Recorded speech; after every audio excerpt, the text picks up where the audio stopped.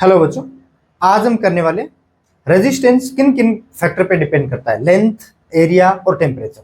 तो first topic है हमारा और इन पे बेस्ड हम क्वेश्चन भी करेंगे, 10-12 क्वेश्चन करेंगे दोनों पे। Dependency of resistance on length and area. मैं कोई वायर लेता हूं बच्चों जिसकी लेंथ है L और उसका क्रॉस सेक्शन है बच्चों A। इसका क्रॉस सेक्शन है A और इसका लेंथ है बच्चों L, तो इसका भी क्रॉस सेक्शन A ही होगा। जो भी वायर है उसके जो अंदर मटेरियल भरा है उसकी रेजिस्टिविटी है बच्चों रो। तो रेजिस्टेंस हम कैसे लिखते थे, rho L upon A, rho L upon A। अगर मैं एक दूसरा वायर और लेता हूं, देखो ये रेजिस्टेंस L पे डायरेक्टली प्रोपोर्शनल है और A के इनवर्सली प्रोपोर्शनल है।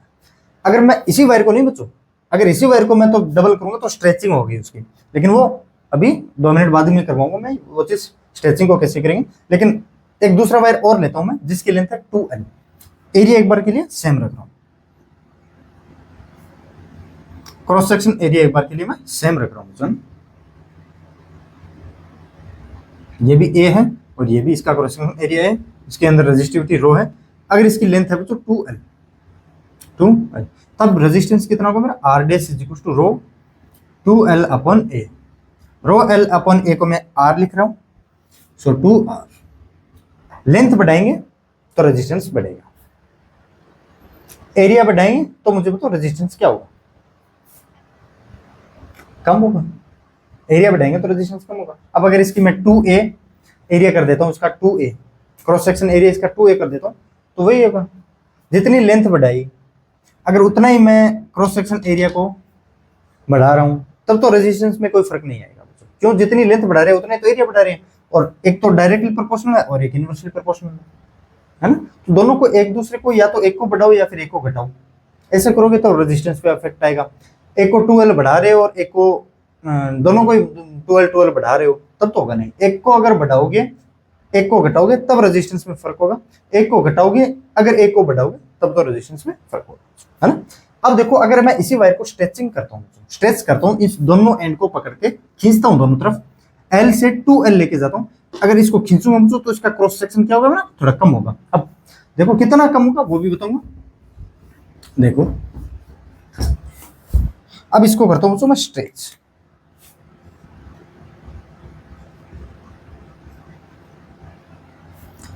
स्ट्रेच करूंगा तो क्रॉस सेक्शन एरिया मेरा कम होगा, लेंथ L की 2L हो जाएगी।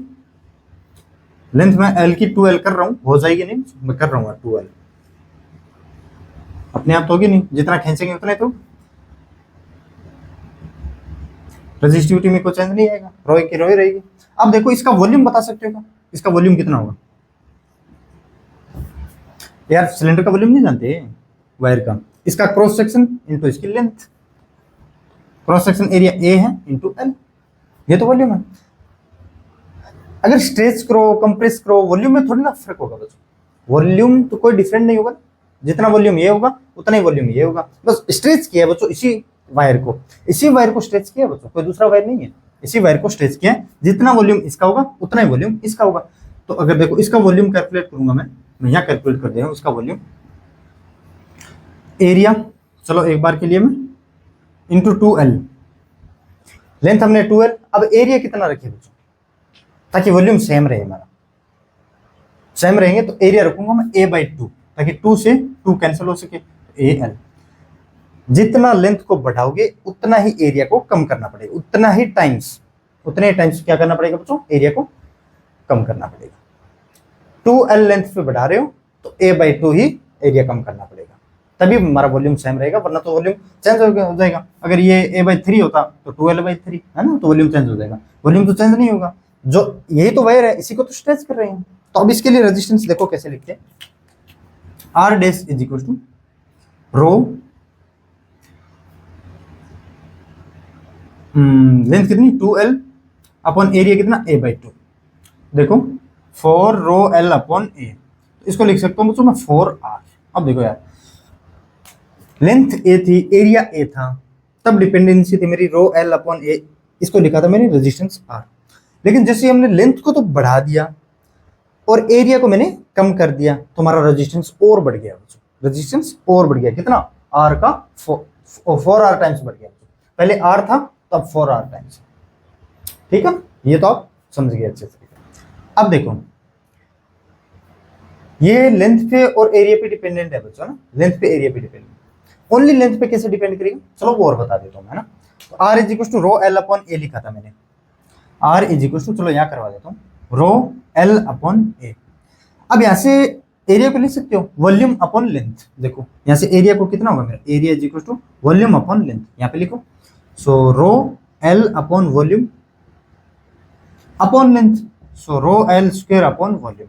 अब देखो यार, किसी भी ऑब्जेक्ट या फिर किसी वायर को स्ट्रेच करो, कंप्रेस करो, उसके वॉल्यूम में कोई चेंज नहीं होगा, रेजिस्टिविटी उसकी एनी टाइम कांस्टेंट रहती है, तो वॉल्यूम भी मेरा क्या होगा बच्चों, कांस्टेंट। तो resistance directly proportional to L square, resistance directly proportional to, अगर स्ट्रेच करेंगे तभी की बात है बच्चों, सेम वायर को अगर स्ट्रेच करेंगे तभी, वरना तो नहीं है ना, स्ट्रेच करेंगे तभी। तो इससे एक रिजल्ट निकल के आता है, और रिजल्ट क्या है, अगर are dash 2l length stretch कर रहे हैं बच्चों, एल से 2l लेंथ, तो आर डैश हमारा होगा एन स्क्वायर इंटू आर। ये सर एन क्या है, एन है बच्चों कितनी लेंथ में स्ट्रेच किया गया, कितनी लेंथ का स्ट्रेच किया गया। अगर 2l लेंथ का है तो एन की जगह 2 रखो, तो 2 रखोगे तो आर डैश इज इक्वल कितना होगा, 2 का स्क्वायर 4r। अगर आप बोलोगे सर ये तो 2 आ गया तब 4r आ रहा है, क्यों, इस रिजल्ट से भी हम 4r लेके आए और डायरेक्ट याद रखेंगे तब भी हमारा क्या है 4r है। देखो ये रेजिस्टेंस है वो एल स्क्वायर के डिपेंड पे तो है, जितना लेंथ का हमने स्ट्रेच किया है वही तो रख रहा हूं मैं, 2l लेंथ, 2 लिख रहा हूं बच्चों, 2 का स्क्वायर, कितने टाइम्स लेंथ को स्ट्रेच किया है, 2 टाइम्स तो स्ट्रेच किया बच्चों, तो वही तो लिख रहा हूं मैं, 2 का स्क्वायर इंटू आर। तो ये तो डिपेंडेंस है R proportional to L square.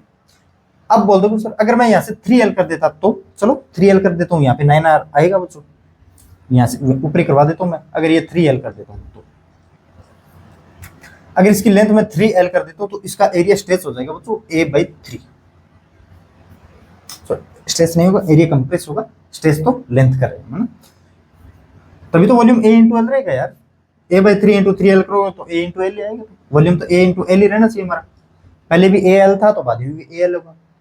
अब देखो यहाँ से r डैश रो l कितना 3l अपॉन a/3, 3 को ऊपर लेके जाओ, 9 रो l अपॉन a, तो r डैश कितना होगा 9r। और इस फॉर्मूले से देखो कितने टाइम्स मैंने इस लेंथ को स्ट्रेच किया बच्चों, 3 टाइम्स, तो यहाँ से 3 टाइम्स हो गए, तो r dash is equal to 9r। पहले मैं 1-2 क्वेश्चन करवा देता हूँ अपने हिसाब से, उसके बाद में हम लैंग्वेज देखेंगे, इसकी लैंग्वेज कैसे आएगी, है ना, उनकी लैंग्वेज देखेंगे कैसे आएगी। क्वेश्चन देखो बच्चों, a wire is stretched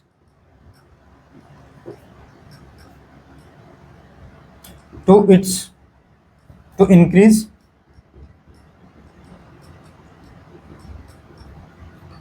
in length by 10%, to increase its length by 10%, find percentage change in resistance and resistance। अब यार एक क्वेश्चन और करवाऊंगा मैं, अगर स्मॉल चेंज होगा तब एक तरीका अलग और होगा, उससे कैसे फाइंड करेंगे वो भी देखेंगे, है ना। देखो मैं मान लेता हूं ये कोई कंडक्टर था बच्चों मेरा, सॉरी वायर है, जिसकी लेंथ l है, इसकी रेजिस्टिविटी रो है, इसका एरिया a है, क्रॉस सेक्शन एरिया a है, तो इसका रेजिस्टेंस कितना होगा बच्चों, रो l अपॉन a, या फिर इसको लिख सकते हो बच्चों रो l स्क्वायर अपॉन वॉल्यूम, रो l स्क्वायर अपॉन वॉल्यूम। अब इसको स्ट्रेच किया गया बच्चों, इसकी ओरिजिनल लेंथ का 10%, देखो l डैश हमारा कितना होगा, ओरिजिनल लेंथ मेरी इतनी, प्लस इसका 10% इंक्रीज हुआ है बच्चों, 10% ऑफ लेंथ, ओरिजिनल लेंथ का 10% इंक्रीज हुआ है, सो l plus 10 upon 100 into l, सो ये हो गया बच्चों 0.1, तो 1.1 इंटू l, इतना लेंथ इंक्रीज होगी बच्चों इस इनिशियल लेंथ की। देखो l लेंथ इनिशियल थी मेरी, फाइनल लेंथ कितनी है 1.1 l, क्यों, l तो पहले थी और 10% इंक्रीज और कर दी, तो कितना है मेरी 1.1 इंटू l। ये तो आ रहा, ये आ गया, r डैश कितना हो गया इसमें, रो l कितना 1.1 इंटू l का होल स्क्वायर, l का whole square upon volume, volume तो सेम रहेगा, वॉल्यूम चेंज नहीं होने वाला है मेरा, वॉल्यूम कभी चेंज ही नहीं होगा, स्ट्रेच करो कंप्रेस करो कैसे ही करो, है ना, वॉल्यूम तो कभी चेंज नहीं होगा। तो परसेंटेज चेंज इन रेजिस्टेंस कैसे निकालते हैं, बता सकते हैं जी कौन?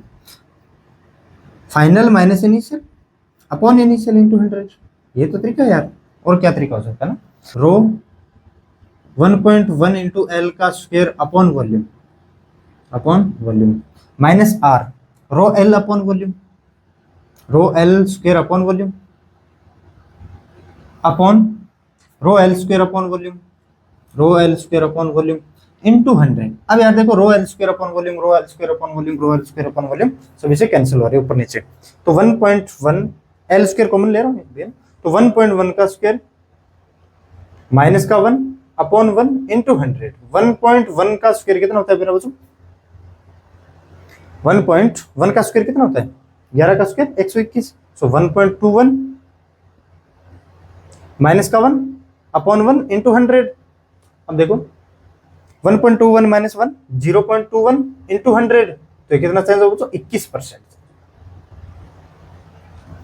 अगर रेजिस्टेंस पहले R था, उसके बाद अगर 10% हमने लेंथ को इंक्रीज किया तो 21% रेजिस्टेंस में चेंज आएगा बच्चों। अब अगर इसमें स्मॉल चेंज दे दे बच्चों, अब इसी में मैं कर दे रहा हूं, अच्छा बाई इट्स 10% हमने किया नहीं आ रहा ना, 10% बाई इट्स लेंथ बाई 10% है ना, 10%। Find the percent change in resistance हो जाता है यार। तो अब इसमें एक क्वेश्चन और करता हूँ, जिसमें मैं लेता हूँ बच्चों स्मॉल लेंथ का चेंज लगभग 0 के, मतलब टेंस टू 0 के। एक बार ले लेता हूं मैं 1%, 1% लेंथ। अब यार 100% से 1% देखेंगे तो कमी है ना, कमी है। 1% देखेंगे तब कैसे करेंगे? अब इसके लिए एक फॉर्मूला है बच्चों, डिराइव करवा देता हूं मैं, कंप्लीट ही कर देता हूं यार, है ना। Rho is equal to R is equal to rho L square upon volume, volume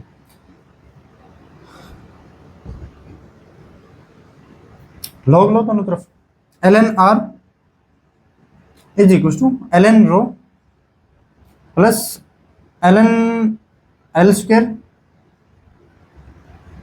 minus divide है तो माइनस आएगा, तो एल एन वॉल्यूम। मैं इसको वी लिख रहा हूं, डिफरेंशिएट करोगे तो 1 upon R into D R is equal to 1 upon rho into D R और 2 L N, so D L upon L और माइनस का 1 upon V into D V. ये कैसे कर रहा हूँ? ये तो समझ में आ रहा है ना आपको यार, ये तो डिफरेंशिएट कर तो कर रहा हूँ ना। अब देखो रो हमेशा हमारा कभी चेंज नहीं होगा बच्चों। जो वायर में अगर रेजिस्टिविटी उसको स्ट्रेच करो, कंप्रेस करो, कैसे करो, उसका रो कभी चेंज नहीं होने वाला। तो चेंज इन रो 0, तो वॉल्यूम भी हमारा चेंज नहीं होगा, तो वॉल्यूम भी 0। अब D R upon R is equal to 2 into D L upon L into, दोनों में 100 का इंटू करो बच्चों। ये क्या है? चेंज इन रेजिस्टेंस, और ये क्या? Change in length. 100 से मल्टीप्लाई करेंगे तो percentage change in resistance, percentage change in resistance is equal to 2 into percentage change in length. अब कितनी परसेंट में चेंज लेंथ? 1% में। तो परसेंटेज चेंज इन रेजिस्टेंस पूछेंगे तो ये आ गया बच्चों 2%। अगर 2 को 1 से मल्टीप्लाई करूंगा तो 1%। तो परसेंटेज चेंज इन रेजिस्टेंस अगर ये स्मॉल चेंज हो तभी एप्लीकेबल है ये फॉर्मूला, तभी एप्लीकेबल है ये फॉर्मूला। आपको याद तो बस यही रखना है ना, D R upon R into 100 is equal to, देखो percentage change into percentage change in resistance is equal to 2 into percentage change in length. ये रखना है यार, है ना। अगर ये तभी एप्लीकेबल तो स्मॉल चेंज के लिए, फॉर स्मॉल चेंज।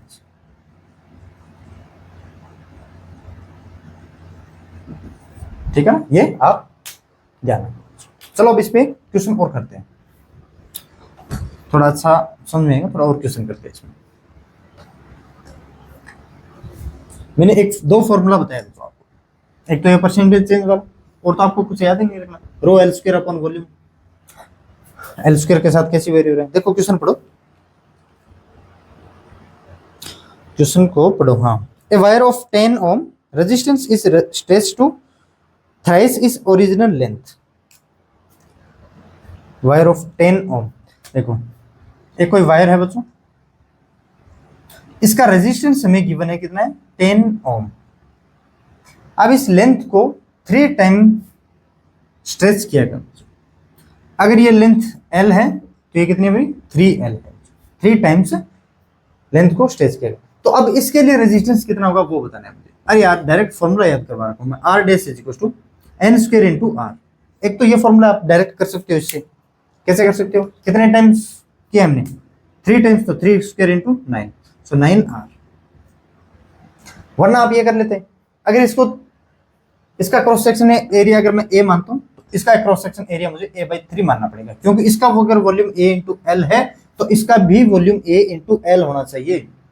जितनी टाइम्स मैं लेंथ को बढ़ाऊंगा उतना ही एरिया को कम करना पड़ेगा, उतने ही टाइम्स।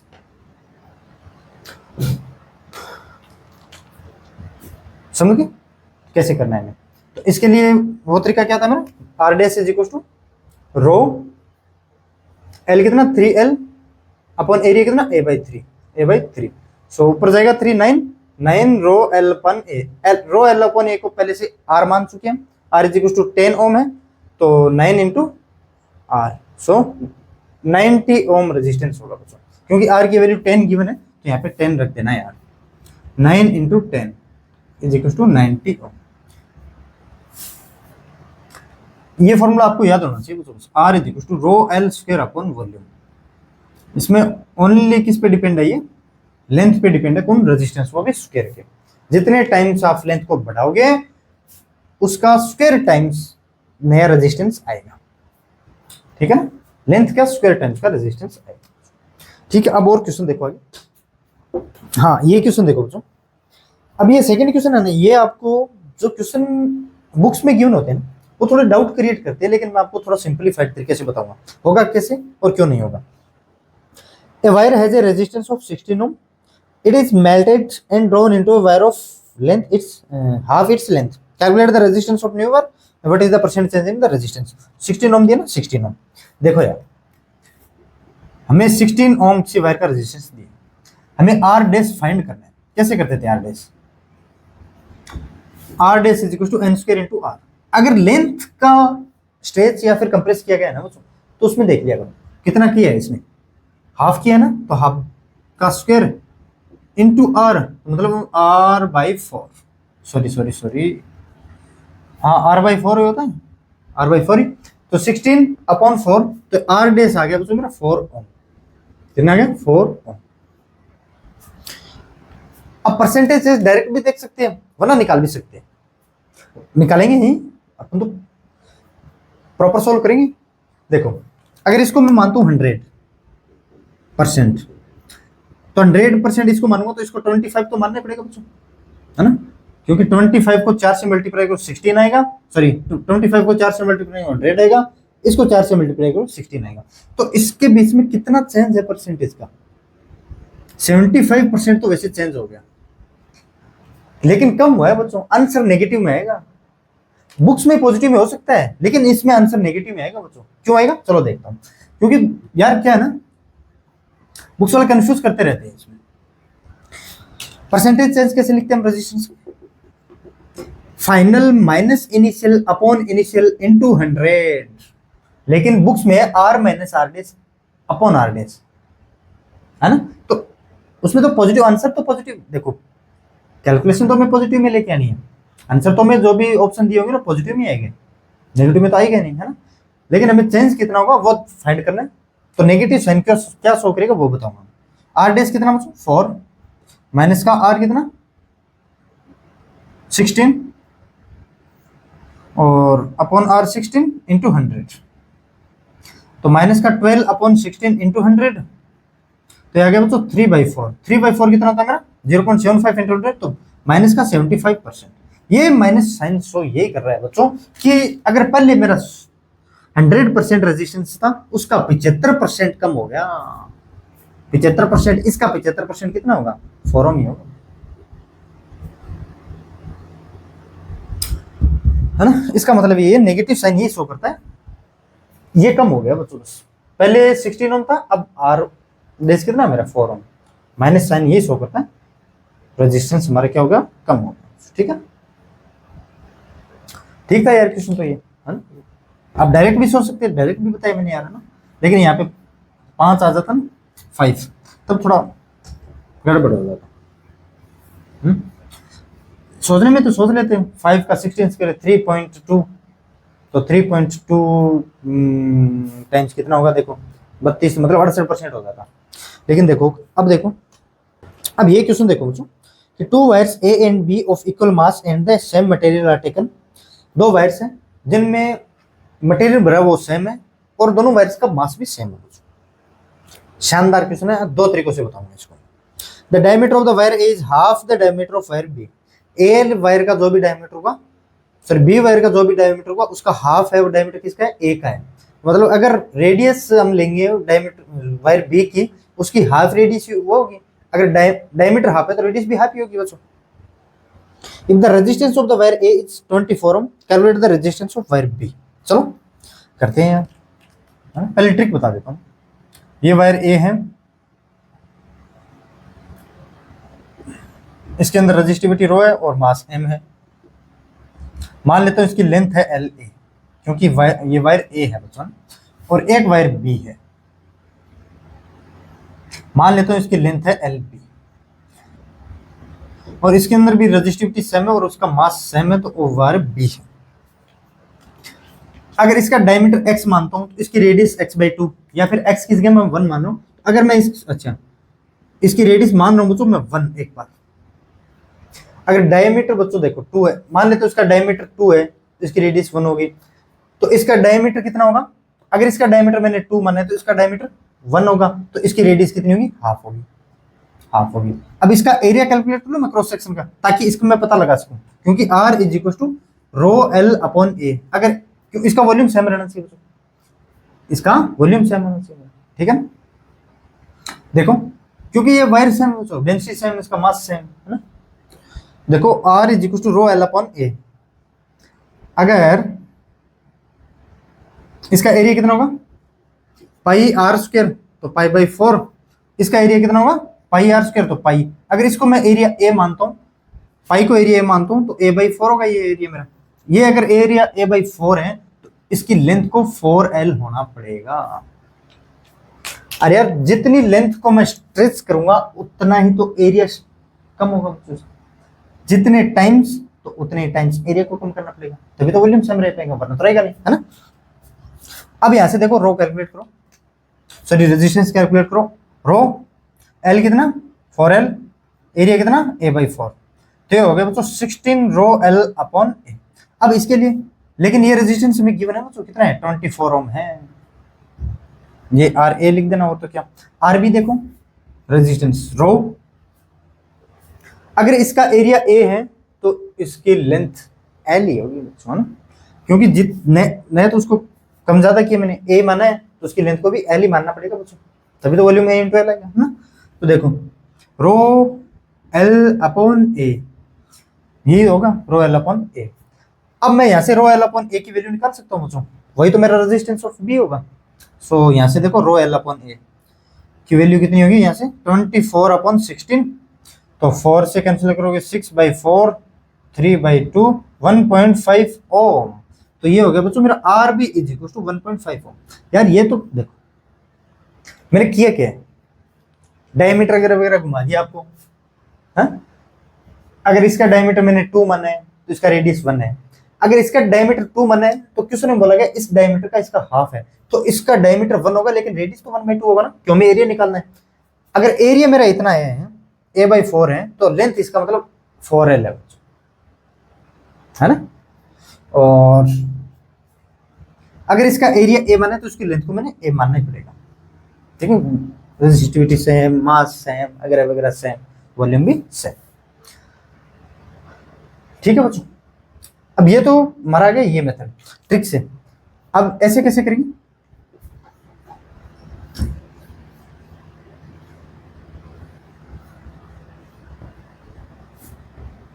चलो दोबारा बना देता हूं इसको।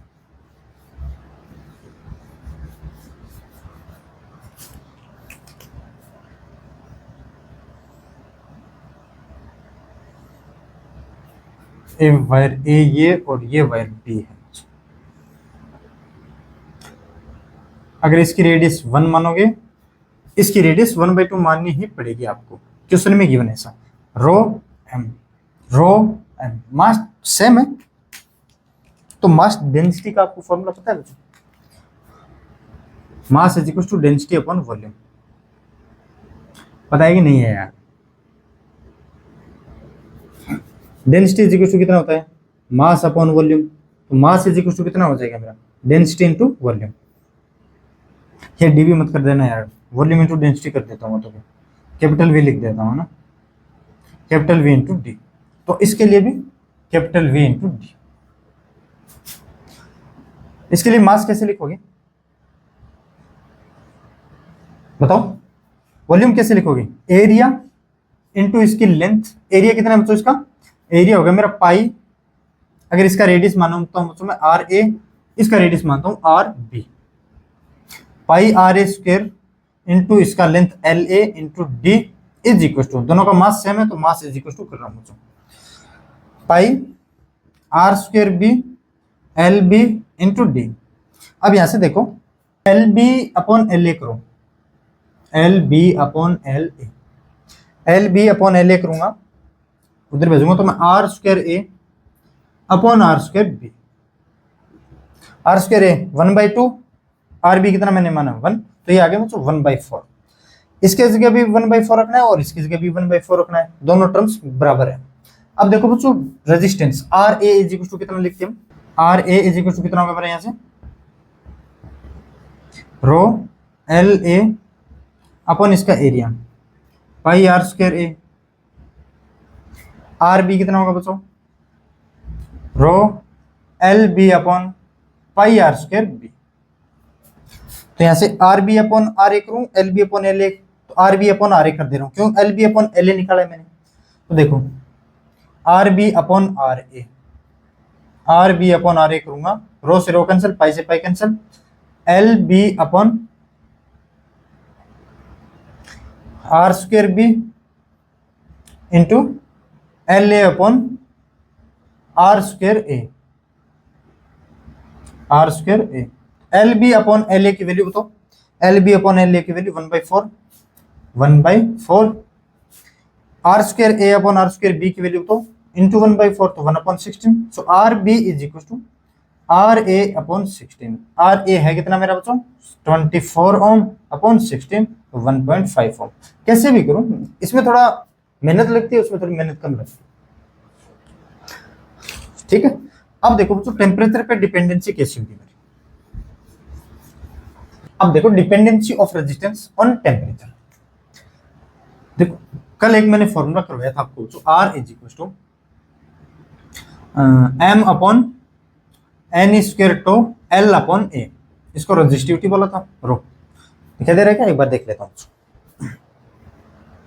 हाँ ठीक है। अब यार देखो ये टॉक है रिलैक्सेशन टाइम। जैसे जैसे टेम्परेचर बढ़ाएंगे इलेक्ट्रॉन्स की वेलोसिटी, ये थर्मल वेलोसिटी को गेन करेगा, थर्मल एनर्जी को गेन करेगा, काइनेटिक एनर्जी में चेंज करता जाएगा, तो वेलोसिटी बढ़ेगी, वेलोसिटी बढ़ेगी तो रिलैक्सेशन टाइम कम होगा, टक्कर का टाइम कम होगा, इलेक्ट्रॉन्स के बीच में टक्कर है वो टाइम कम होगा, टाइम कम होगा तो रेजिस्टेंस बढ़ेगा। मतलब टेम्परेचर बढ़ाएंगे तो रेजिस्टेंस बढ़ेगा। इसका मतलब है तो टेम्परेचर बढ़ाएंगे तो रेजिस्टेंस बढ़ेगा। मैं मान लेता हूं 0 डिग्री सेंटीग्रेड पे रेजिस्टेंस है मेरा आर नॉट, 60 डिग्री सेंटीग्रेड पे मान लेता हूं रेजिस्टेंस है बच्चों आर, रेजिस्टेंस है मेरा आर। से time T plus D T time में, टाइम से सॉरी टेम्परेचर, टाइम नहीं तो temperature, T plus D T degree centigrade पे रेजिस्टेंस हो गया मेरा आर प्लस डी आर। अब बच्चों गिवन है, एक्सपेरिमेंटली गिवन है, ये जो D R change in resistance है वो एक तो डिपेंड करता है बच्चों डी टी पे, चेंज इन टेम्परेचर पे, जितना टेम्परेचर बढ़ाओगे उतना रेजिस्टेंस बढ़ेगा। एक उसका ओरिजिनल कितना रेजिस्टेंस था, ठीक है। तो अब इन दोनों को इक्वेट करोगे तो D R is proportional to R D T, D R proportionality sign को हटाऊंगा तो एक कोफिशिएंट आएगा R sorry alpha R D T, alpha R D T. इसको बोलते हैं बच्चों थर्मल कोफिशिएंट ऑफ रेजिस्टेंस या फिर टेम्परेचर कोफिशिएंट ऑफ रेजिस्टेंस। चलो मैं लिख दे रहा हूं, थर्मल कोफिशिएंट ऑफ रेजिस्टेंस या फिर इसको बोलते हैं बच्चों temperature coefficient of resistance, temperature coefficient of resistance. अब देखो इसकी यूनिट देख लेते हैं, D R is equal to alpha R into D T. Alpha is equal to देखो बच्चों D R upon R into upon D T है ना, अपॉन डी टी। ये तो चेंज इन रेजिस्टेंस और ये रेजिस्टेंस है तो एक दूसरे को कैंसिल करते हैं, डिग्री सेंटीग्रेड पर डिग्री सेंटीग्रेड। अल्फा की यूनिट आएगी बच्चों पर डिग्री सेंटीग्रेड, या फिर इसको ऐसे भी लिखते हैं ना, डिग्री सेंटीग्रेड। ठीक है बच्चों, अब यहां से देखो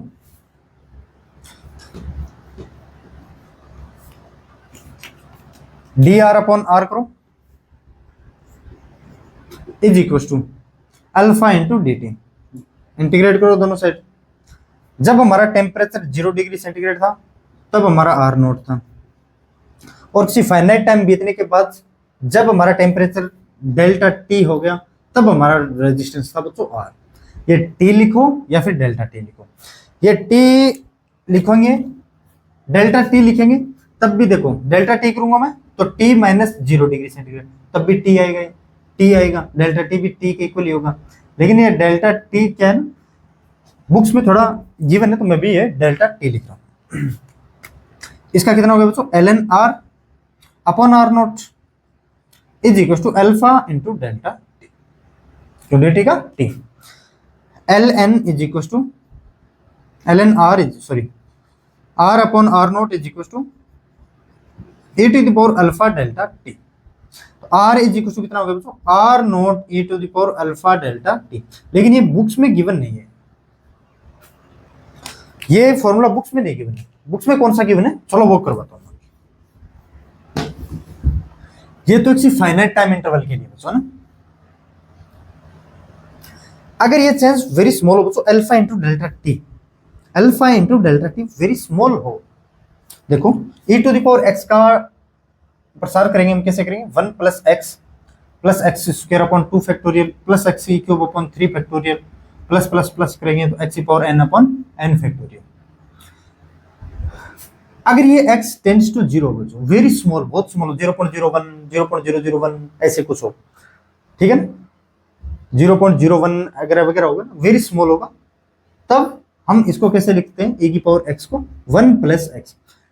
वेरी स्मॉल है तो उसका स्क्वायर करेंगे तो और स्मॉल होगा, लेकिन उसके डिवाइड और करेंगे, फैक्टोरियल का डिवाइड और है, अगर 3 है तो यहाँ पे 6 फैक्टोरियल होगा, 4 है तो यहाँ पे 24 उसके डिवाइड करेंगे, है ना, तो डिवाइड करेंगे तो और भी छोटा है, तो इसको लिख सकते हैं 1 प्लस एक्स। तो यहाँ से देखो r is equal to R note A to the power कितना है मेरा, alpha delta T, alpha delta T. तो यहाँ से लिख सकते हैं इसको r into R note 1 plus alpha delta T. ये जो बुक्स में गिवन है ये तभी एप्लीकेबल है बच्चों जब अल्फा डेल्टा टी की वैल्यू हमारी क्या हो, वेरी स्मॉल वैल्यू। अगर वेरी स्मॉल वैल्यू नहीं होगी तब हम ये अप्लाई करेंगे। अब चलो इन दोनों पे पहले मैं अपने हिसाब से क्वेश्चन करवा देता हूँ, उसके बाद में इस फॉर्मूला पे हम क्वेश्चन करने वाले 4-5 क्वेश्चन और करेंगे, है ना। पहले मैं अपने हिसाब से करवा देता हूँ, एक इस फॉर्मूले पे कब लगाएंगे और एक ये फॉर्मूला कब लगाएंगे, ठीक है बच्चों। अब हाँ, और ये मैंने डेरिवेशन कब किया बच्चों, एक तो मैंने टेम्परेचर को 0 माना है, T is equal to 0 degree centigrade पे, और एक T is equal to T degree centigrade माना है बच्चों, है ना। अब आपको पूछ ले 20 डिग्री से, मैं एक बार बता रहा हूं, जो भी पूछेंगे हम बताएंगे, आगे क्वेश्चन भी करने वाले इसमें। T इज इक्वल टू यहाँ पे आपको 20 डिग्री सेंटीग्रेड देते, यहाँ पे आपको 50 डिग्री सेंटीग्रेड देते, तब क्या करोगे, तब ये वैल्यू बच्चों आर नोट वाली अगर वगैरह ये इसी फॉर्मूला का यूज करेंगे, लेकिन हम 0 डिग्री सेंटीग्रेड मान के चलेंगे, पहले से मान के चलेंगे, तभी तो आर नोट था। आर नोट अपने आप कैंसिल हो जाएगा, डिवाइड करेंगे तब क्यों होगा, चलो वो देखेंगे यार, अभी समझ में नहीं आएगा, बाद में बताऊंगा। R is equal to R note 1 plus alpha delta T, दो फॉर्मूला है, इन दोनों को आप याद रख सकते हो बच्चों। R is equal to R note 1 plus alpha delta T, और R is equal to R note A to the power alpha delta T. ये दो फॉर्मूले तो इसको तो याद तो कम कम कर सकते हो, है ना। अब देखो एक क्वेश्चन करवाता हूं मैं। T is equal to 0 degree centigrade पे, T is equal to 0 degree centigrade पे रेजिस्टेंस है बच्चों मेरा, मान लेता हूं 5 ओम है, 5 ओम है, और मान लेता हूं थर्मल कोफिशिएंट की वैल्यू तो 10⁻⁻⁴ पर डिग्री सेंटीग्रेड, ठीक है बच्चों। और मान लेता हूं मैं T is equal to 50 degree centigrade पे मुझे रेजिस्टेंस बताओ कितना होगा। ये तो है R नोट की वैल्यू, R1 कितना होगा मुझे वो बताओ। अरे एक बार तो रैंडम वैल्यू ले रहा हूं, समझा रहा हूं, ये एक फॉर्मूला कब अप्लाई करेंगे और ये फॉर्मूला कब अप्लाई करेंगे, है ना। देखो अल्फा इंटू डेल्टा टी करो, यहां से स्मॉल आ रहा है कि बहुत बड़ा आ रहा है, अल्फा इंटू डेल्टा टी करेंगे, अल्फा 10⁻⁻⁴ इंटू डेल्टा टी, इसमें से इसको माइनस करेंगे तो 50, तो 5 इंटू 10⁻⁻3, इसका मतलब तो 0.005 स्मॉल है बच्चों यार, जीरो की ओर टेंड ही कर रहे हैं, है ना। 0.005 स्मॉल है, स्मॉल है तो ये फॉर्मूला हम यूज कर सकते हैं। मतलब R is equal to R note की वैल्यू कितनी 5, 1 प्लस अल्फा डेल्टा टी की वैल्यू कितनी 5 इंटू 10⁻⁻3, सो 5 इंटू 1 प्लस 0.005, तो ये आ गया बच्चों 5 इंटू 1.005। अब इसको सोल्व कर सकते हैं, 5.025 ओम ये रेजिस्टेंस में फाइनल रेजिस्टेंस मेरा इतना होगा। लेकिन अब देखो, अब इसी में मैं थोड़ा चेंज कर देता हूं, बस ये चेंज कर रहा हूं।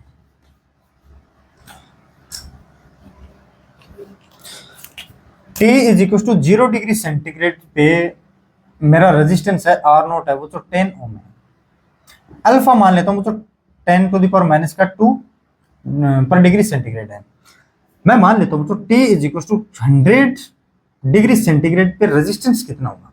तो पहले सबसे पहले ये कैलकुलेट कर लिया करो, अल्फा डेल्टा टी क्या मेरा वेरी स्मॉल है, 0 की ओर टेंड कर रहा है, तो देखो कैसे, alpha into delta T, alpha कितना है मेरा 10⁻⁻2 इंटू डेल्टा टी 100 - 0 तो 100, तो ये आ गया बच्चों 1। अब ये वेरी स्मॉल नहीं है ना, स्मॉल नहीं है, तो इसके लिए हमें ये फॉर्मूला अप्लाई करना ही पड़ेगा। ये 0 की ओर टेंड करता है, 1 plus x, 1 plus 1 2 x square 1/2 0.5, फिर एक्स 1/6 अगर वगैरह चलता रहेगा। मतलब कुछ टर्म और ऐड हो सकती है, उसके बाद हो सकता है 0 हो जाए, मतलब थोड़ी टर्म कैंसिल कर सकते हैं, लेकिन कुछ टर्म और ऐड होगी, इसमें ऐड होगी, इसका मतलब हम ये फॉर्मूला यूज कर लेते हैं, ऐड करेंगे क्यों, ये फॉर्मूला ये। तो R is equal to R note की वैल्यू कितनी 10 ओम, हाँ 10 ही तो है, e to the power alpha delta T, alpha delta T की वैल्यू कितनी है बच्चों 1, अरे यार e टू द पावर 1 की वैल्यू 10 इंटू 2.7, तो हो गया कैंसिल, तो 27 हो। हाँ ठीक है, तो अब दोनों फॉर्मूला का आपको यूज तो पता चल गया ना। हम कैसे देखेंगे, दोनों फॉर्मूला को देखने का तरीका है, अल्फा इंटू डेल्टा टी को कैलकुलेट करो, अगर ये 0 की ओर टेंड कर रहे हैं, मतलब 0 पॉइंट कुछ ना कुछ और आ जाए ना, तब तो ये फॉर्मूला आप यूज कर सकते हो। लेकिन थोड़ा बड़ा आ जाए, 0.5 आ जाए, 1 आ जाए, 2 आ जाए, 3 आ जाए, 4 आ जाए, तब ये फॉर्मूला हमें सेकंड वाला यूज करना है, ये आपको ध्यान में रखना है। चलो अब इन पे बेस्ट क्वेश्चन कर लेते हैं, बहुत हो गई हमारी बकवासबाजी।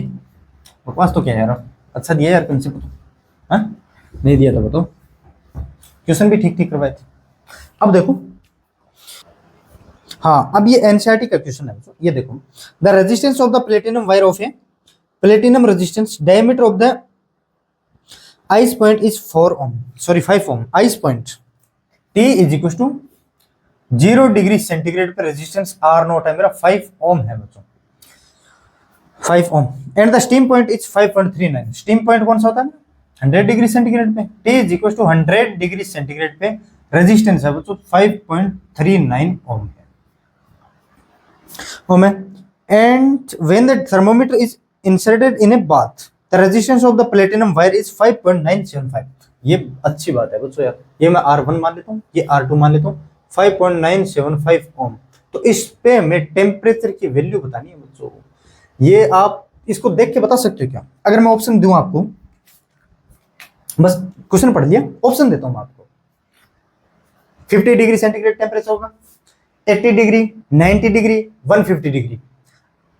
हो सकता है आंसर नहीं आई ये, लेकिन ऑप्शन को देख के कम से कम बता सकते हो क्या ये चीज आएगी। कैसे बता सकते हैं यार, देख 0 डिग्री सेंटीग्रेड पे 5 ओम था, 100 डिग्री सेंटीग्रेड पे 5.39। जैसे जैसे टेम्परेचर बढ़ाएंगे रेजिस्टेंस बढ़ता जाएगा, जैसे जैसे टेम्परेचर बढ़ाएंगे रेजिस्टेंस बढ़ता जाएगा। इसका टेम्परेचर इससे तो बढ़ाने वाला है, 100 से तो बढ़ाने वाला है। मैं तो ऐसे रैंडम बता रहा था आपको। अगर मैं इतने ऑप्शन दूं, क्या आप डायरेक्ट करोगे या फिर सोल्व करने लगोगे?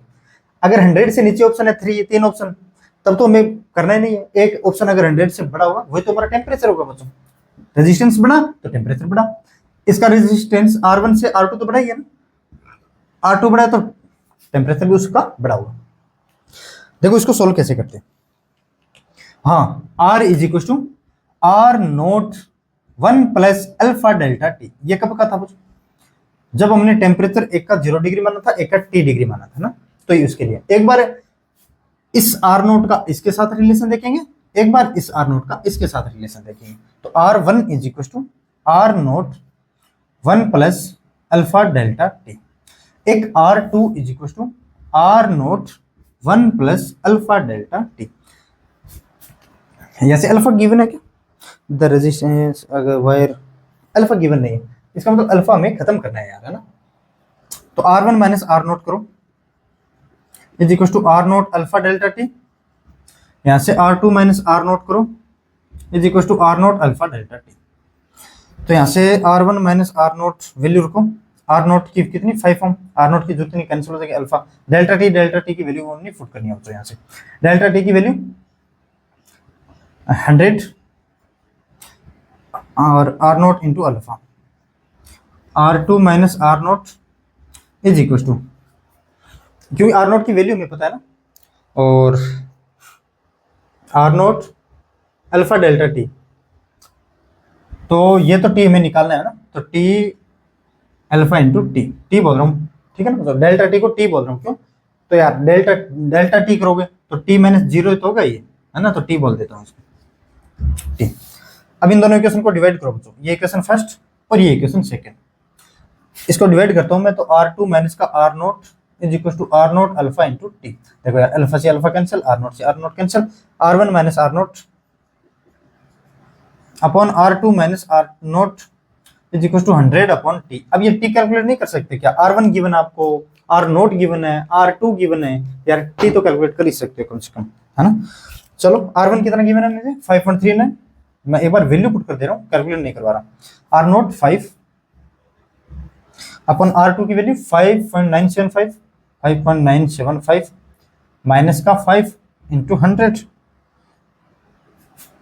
अरे यार थोड़ा गड़बड़ हो गया ना, is equal to 100 upon T होगा ना।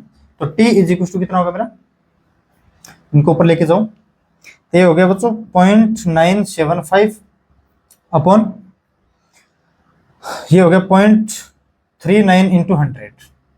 अब यार ये देखो, अगर मैं इसको 40 मानूं और देखो 97.5 और 39, इसको 40 मानूं, इसको 100 मानूं, लगभग आइडिया दे रहा हूँ, इतना आएगा 100 अपॉन 40 इंटू 100, 0 से 0 कैंसिल, तो 2.5 मतलब 250 डिग्री सेंटीग्रेड। हो सकता है बच्चों 248 आ जाए, 49 आ जाए, 51 आ जाए, है ना। मैं तो आइडिया दे रहा हूँ, एक बार इसको मान लिया मैंने 100, इसको मान लिया मैंने 40। अरे यार 2 पॉइंट के पीछे 0 0 उठाओगे, इधर 100 का मल्टीप्लाई करोगे, इधर 100 का मल्टीप्लाई करोगे, तो ये पॉइंट यहाँ नहीं आ जाएगा, है ना। सो 250 डिग्री सेंटीग्रेड, तो कुछ आसपास ऐसा ही आ रहा होगा, है ना। हो सकता है 1-2 डिग्री सेंटीग्रेड का इधर उधर हो जाए, वो देख लेना। एक्चुअल वैल्यू नहीं है ये, हो सकता है इतनी भी आ जाए, एक्चुअल वैल्यू भी हो सकती है ना। चलो ठीक है बच्चों, अब करते हैं नेक्स्ट क्वेश्चन। अब देखो ये next question, the resistance of a tungsten filament at 150 degree centigrade is 133 ohm. देखो बच्चों रेजिस्टेंस है वो 133 ओम है, और टेम्परेचर कितना है मेरा 150 degree centigrade. What will be the resistance at 5 degree centigrade. अब T is equal to 5 degree centigrade दिया है हमें, और हमें रेजिस्टेंस पूछा कितना होगा। The temperature coefficient of resistance of tungsten is, 0.0045, alpha में गिवन है 0.0045 डिग्री पर सेंटीग्रेड, पर डिग्री सेंटीग्रेड। निकाल सकते हो, ये तो इजी है यार क्वेश्चन। तो देखो हमें आर नॉट मानना पड़ेगा, T is equal to 0 degree centigrade पे, तो R1 ये मान लेता हूँ R1 और ये मान लेता हूँ R2। So R1 is equal to R naught 1 plus alpha delta T, alpha delta T, और R2 is equal to R naught 1 plus alpha delta T. R1 हमें गिवन है कितना 133 ओम, R नॉट गिवन नहीं है, कोई दिक्कत नहीं, कैंसिल हो जाएगा अपने आप। 1 प्लस अल्फा कितना गिवन है मुझे 0.0045 इंटू टेम्परेचर 150 माइनस 0 तो 150। और यहां से देखो R2, ये तो हमें निकालना है, R नॉट 1 प्लस अल्फा कितना 0.0045, डेल्टा टी कितना मेरा 500। इसका डिवाइड करो बच्चों 2/1, R2/133 is equal to R naught से R naught cancel, 1 plus 0.0045 into 500 upon 1 plus 0.0045 into 150। अब ये आपको सोल्व करना है, R2 कितना आएगा। टेम्परेचर बढ़ रहा है, देखो R1 150 डिग्री सेंटीग्रेड पे था, R2 फिर 500 डिग्री सेंटीग्रेड पे है, टेम्परेचर इंक्रीज तो रेजिस्टेंस पे इंक्रीज, 130 से तो बढ़ाएगा, चाहे कितना है बच्चों, ये लगभग आएगा 258 ओम। इसका आंसर आएगा बच्चों R2 आएगा 258 ओम, ठीक है ना, 258। अब देखो next question,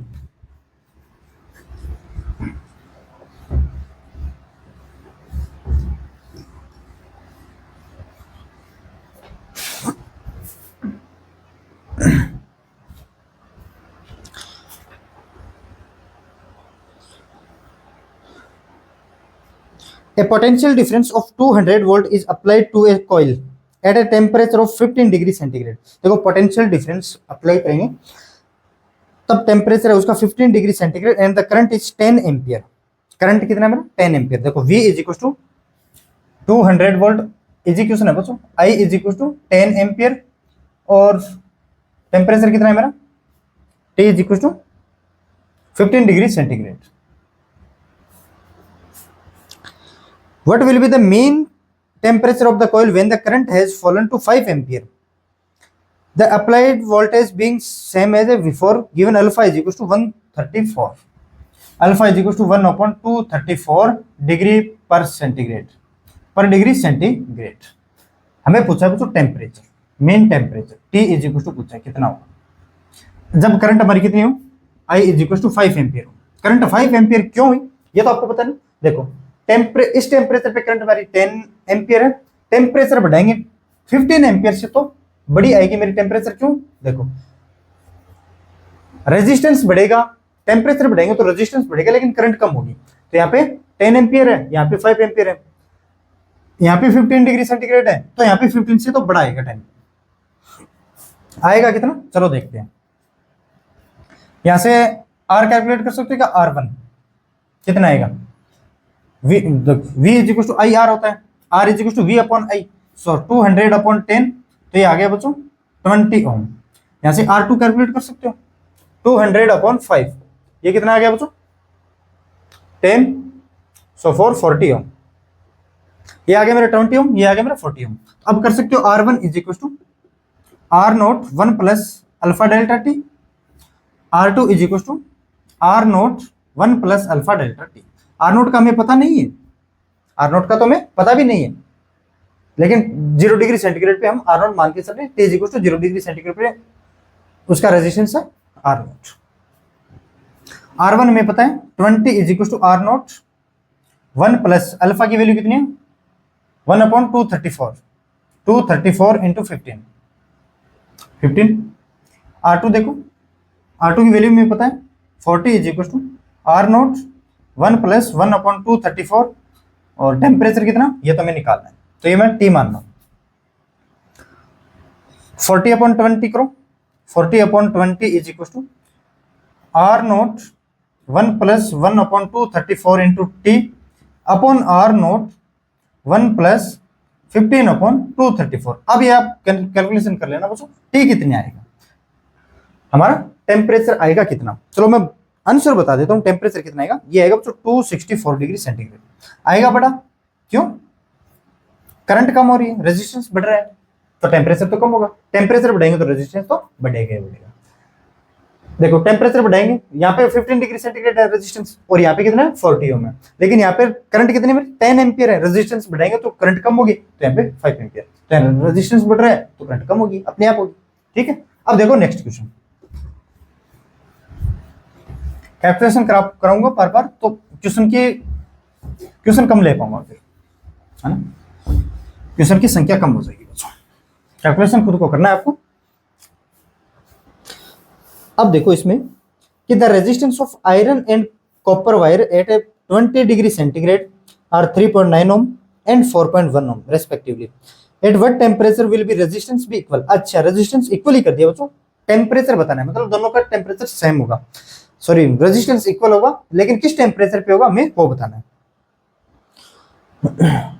thermal coefficient of resistivity for iron is ये है और कॉपर इज ये है बच्चों।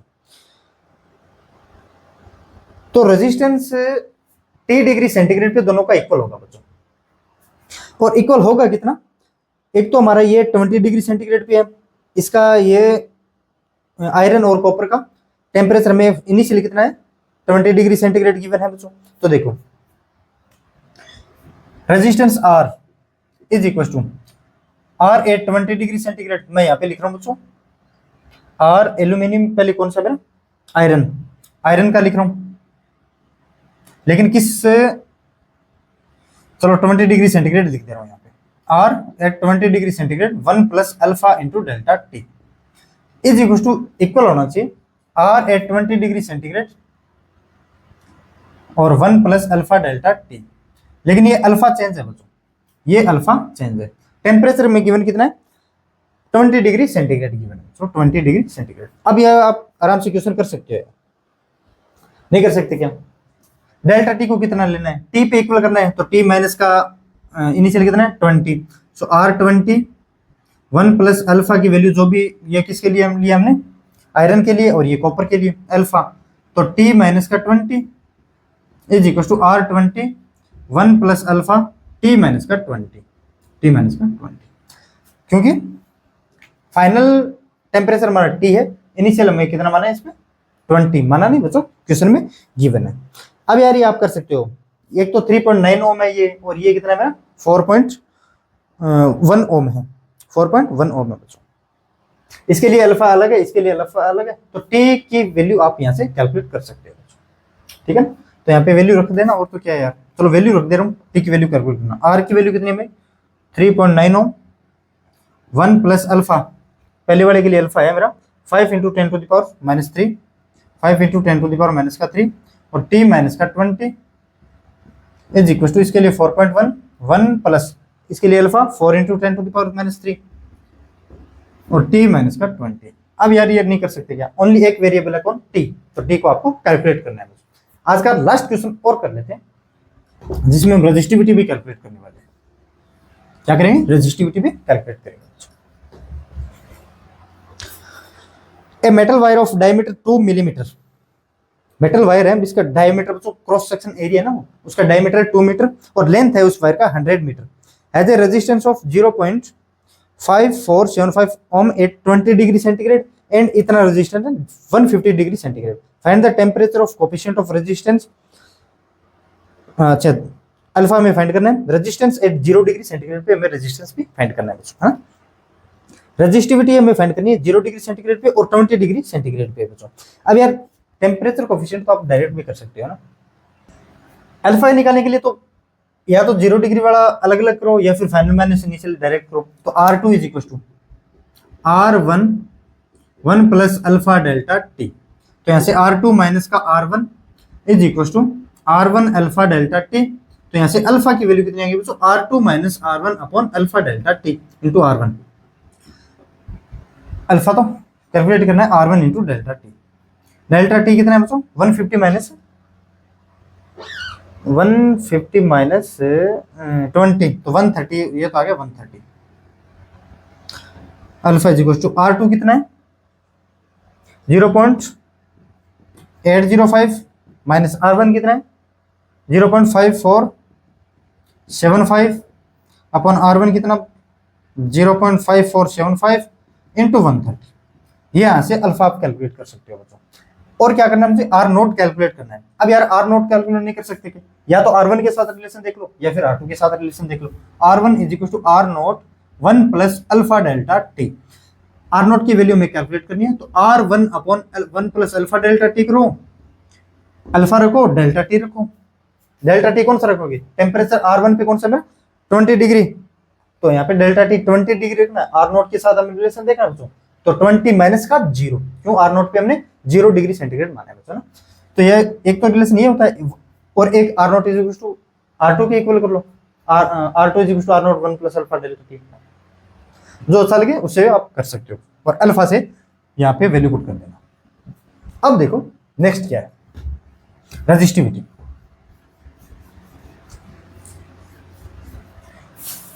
हमें गिवन है बच्चों एक वायर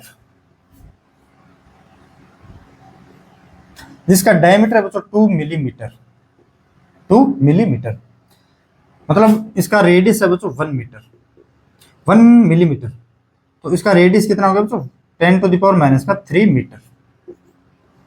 और क्वेश्चन में इनिशियली में क्या और क्या गिवन है, और लेंथ है बच्चों 100 मीटर, इसकी लेंथ है बच्चों 100 मीटर, और इसकी रेजिस्टिविटी मान लेते हो रो है। At T is equal to 0 degree centigrade पे, एक तो रेजिस्टिविटी देखनी है हमें 0 डिग्री सेंटीग्रेड पे, कैसे देखते हैं, R is equal to rho L upon A, तो 0 डिग्री सेंटीग्रेड पे rho not is equal to R not A upon L. R not हमारा है कितना यहाँ पे, R नोट जो भी वैल्यू हम कैलकुलेट, उसमें पिछले वाले में R नोट की वैल्यू तो कैलकुलेट करनी थी, वर्क देना into area pi R square, so pi R कितना 10⁻³ का होल स्क्वायर अपॉन लेंथ कितने बच्चों 100 मीटर, सो 100 मीटर। एक तो ये आ गई। अब और रेजिस्टिविटी कैलकुलेट करनी है 20 डिग्री सेंटीग्रेड पे, at T is equal to 20 degree centigrade पे, वही है यार, rho is equal to rho naught 1 plus alpha delta T. ये तो है मेरा 0 डिग्री सेंटीग्रेड पे, और ये है बच्चों 20 डिग्री सेंटीग्रेड, तो 20 माइनस 0 कर देना, रो नोट की वैल्यू यहाँ से पता चल जाएगी आपको, अल्फा की वैल्यू आपको पता ही है, डेल्टा टी कितना 20 माइनस 0 तो 20। ठीक है बच्चों, यार ये तो कर सकते हो ना, रो नोट की वैल्यू आपको पता है, यहाँ से कैलकुलेट करी लो। और 1 प्लस अल्फा की क्या वैल्यू आई थी मेरी, जो भी है वैल्यू, इनटू डेल्टा टी कितने डिग्री सेंटीग्रेड पे 20 माइनस का 0। फाइनल माइनस इनिशियल करना होता है टेम्परेचर में, इनिशियल तो हमने 0 डिग्री सेंटीग्रेड पे और फाइनल कितना 20 डिग्री सेंटीग्रेड पे, तो 20 माइनस 0। ठीक, अब देखो कोई क्वेश्चन नहीं है जो आपसे नहीं हो पाएगा, ठीक है ना बच्चों। तो आज के लिए बस इतने, नेक्स्ट लेक्चर में हम इलेक्ट्रिकल पावर वगैरह वगैरह करेंगे, तो बैटरी सोर्स लोड क्या चीजें वो उन टर्म्स के बारे में पढ़ेंगे। ओके गाइस, आज के लिए बस इतने, थैंक यू।